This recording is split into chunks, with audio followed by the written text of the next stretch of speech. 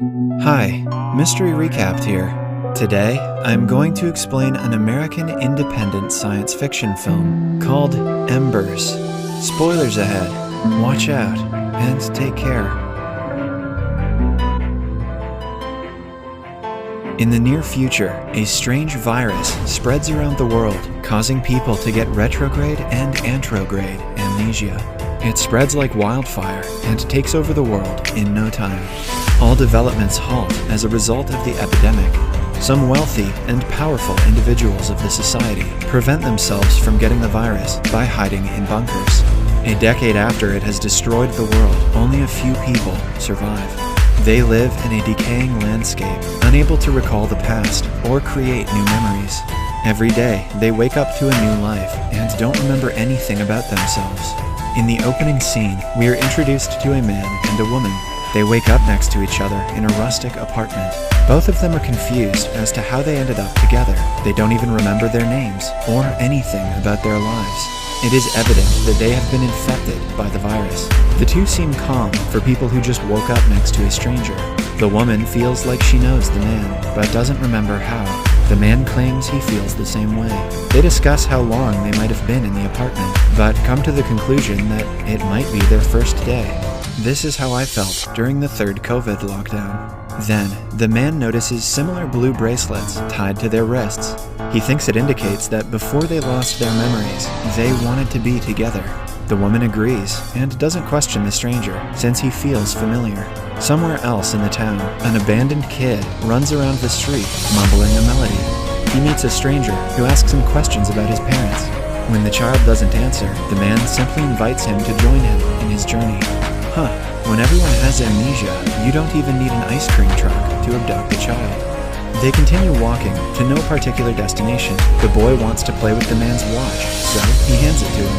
He tries to explain the concept of time to the kid, but fails miserably. A while later, the boy gets distracted by a mirror on a pile of garbage by the side of the road. The stranger walks away, talking to himself about time and space, not noticing that the kid is no longer with him. Some seconds later, the kid runs to him, but by that time, the man has already forgotten him. He introduces himself again and asks the kid about the watch. He comments that it is too big for the kid and wears it himself, not remembering that he gave it to the boy a few moments ago. Eventually, they reach the remains of a house where the man dances with an umbrella to entertain the kid. Somewhere else, in a fancy bunker, a young woman named Miranda does her early morning routine that has been the same for as long as she can remember. A computerized program asks her to introduce herself for a regular checkup to ensure she hasn't gotten the virus. The computer asks her name, her birthplace, and her birth date. It is revealed that Miranda has been in confinement for the past 9 years. She is then told a scenario and asked questions about it. When she answers all of them correctly, the computer declares she has passed the regular diagnostics. The likelihood of her being infected is less than 0.12%. Although Miranda is in the safest place one can be during an epidemic, she is not happy with her life. The routine she has been following for the past 9 years bores her to death, and she feels like life outside would be much more enjoyable, even if it is dangerous. Another man who has been infected by the virus is a teacher who lives in a secluded house near the woods. He has adapted to life as an amnesiac better than other infected people. He has maintained a journal that helps him understand why he doesn't remember anything. He also leaves himself notes briefing his daily activities he should perform. A rope is tied from his house to a nearby river to help him navigate the way when he goes out to fetch water. Back in the apartment with the couple, the woman finds a can of preserved fruits in a cabinet. They might have left it there the previous day, but they aren't sure. It's cute that these two are in love and all, but would it kill them to leave themselves a note? She tries the food and gives it to the guy after making sure it tastes good. While eating, she tucks her hair behind her ears, and the man excitedly claims that he knew she was about to tuck it.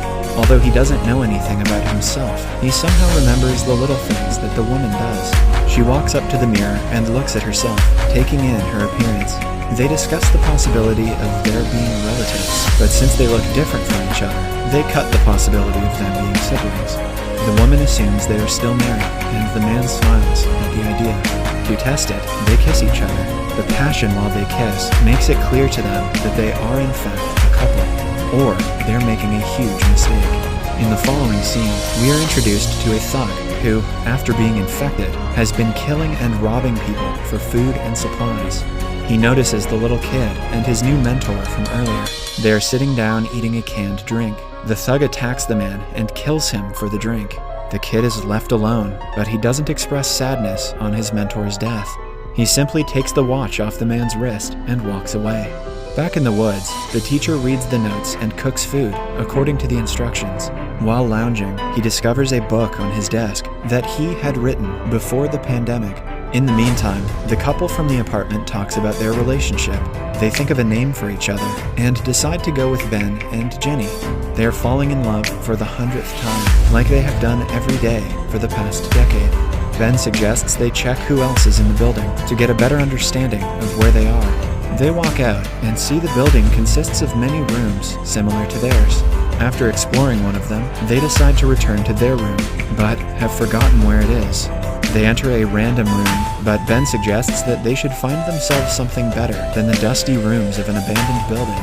Hence, they pack the clothes from the closet and start their journey outside. Back in the bunker, Miranda is exercising with her father, like usual. He is the only other resident of the facility. While eating a pre-packed dinner, they talk about their day. It is revealed that Miranda plays the cello to keep her busy throughout the day. Her father knows that Miranda isn't happy with her life in the bunker, but his first responsibility is to keep her safe, so he cannot allow her to go outside. The little kid from earlier is now wandering around the town alone. He meets a young girl in front of her house. She invites him in and asks him to stay with her forever. Even an amnesiac should recognize that this is creepy as hell. They eat good food and play with her stuffed toys. In the following scene, Ben and Jenny reach an empty swimming pool. Ben watches his wife with a smile as she plays on the slide and skips around. The thug from earlier is also lonely. He plays alone in a kid's park until he sees a woman and chases her. After a struggle, she manages to get away, and he gets distracted by a horse and forgets what he was doing. At the same time, Ben and Jenny walk together while humming a song. They have forgotten the purpose of the trip. They enter a chapel that they think is oddly familiar. After spending some time there, they go to a room and make love. At night, they sit in front of the fire, talking about several things. They quickly register that the next day they will be strangers again. Hence, they shouldn't fall asleep in order to remember they love each other. The following morning, the kid wakes up on a pile of toys.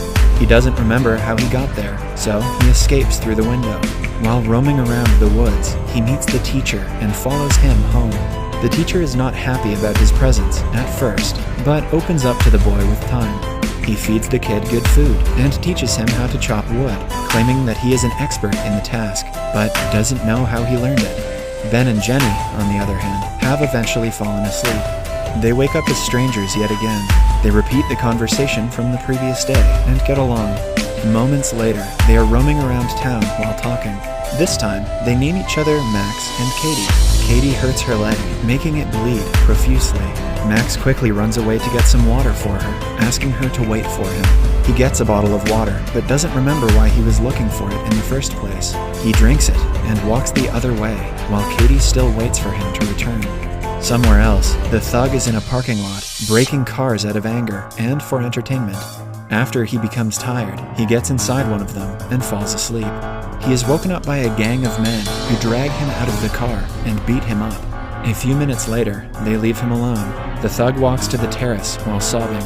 He sees a person in the street below and starts throwing glass bottles at them, completely forgetting what he was crying about just a few seconds earlier. In the bunker, boredom gets the best of Miranda. Playing cello doesn't excite her anymore. She braids her hair to keep herself entertained, but that doesn't work either. At dinner, she suggests they get out of the bunker to check if the world has gone back to normal. Her father argues that they would have gotten a message long ago if that were the case. He is adamant about living safely for as long as it takes, but according to Miranda, they are only waiting for their inevitable death. When Max doesn't return for a long time, Katie forgets who she was waiting for. She walks away and spends the night under a bridge. She is alone, cold, and misses something, but doesn't know what. Meanwhile, the teacher and the kid get along well. He teaches the kid to ride a bicycle and has become his guardian. To ensure that he doesn't run away and forget his way back home, he ties him to a roll of wool and lets him play in the woods. The kid plays around the entire day, but returns home in the end.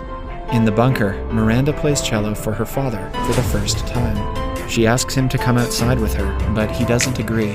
When the computerized voice takes Miranda's test the next day, she deliberately answers incorrectly. At night, she packs up her belongings, determined to leave the bunker and live a life of her own accord. She leaves her father a note, saying goodbye, and enters the exit tunnels. After getting lost for a little while, she finally reaches the outside world and smiles, taking in the beauty of nature. Moments later, she walks off into the distance, living her life for the first time. Back in the town, Katie is living off the food she finds in the garbage. It begins to thunder, so she takes shelter nearby, where a guy with a similar bracelet stands by her. The guy turns out to be Max. The movie ends as they stare at each other, almost as if they remember their past together.